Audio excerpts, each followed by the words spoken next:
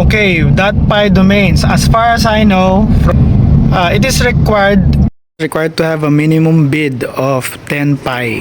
You want to join the auction of pi domains. So you calculate the risk yourself. If you have a lot of pi or if you only have a few pi. So these are the sample of pi domains that have been in the auction. Toyota Pi, 440 Pi, Hyundai.py, Maya.py, this is in the Philippines, OD.py, car company, American Express, Gcash.py, this is obviously from the Philippines. On buying and selling domains, I'm not sure, okay, because for example, I'm from Hyundai, I'm the owner of Hyundai. Why will I buy another website if I already have a website?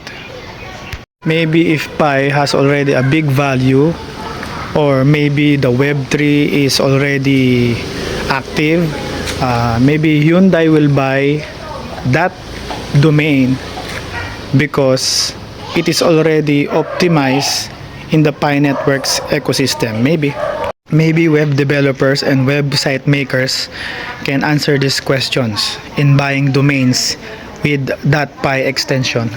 Also, in buying domains, there are annual fees involved, but we still don't know yet in Pi Networks .py extension.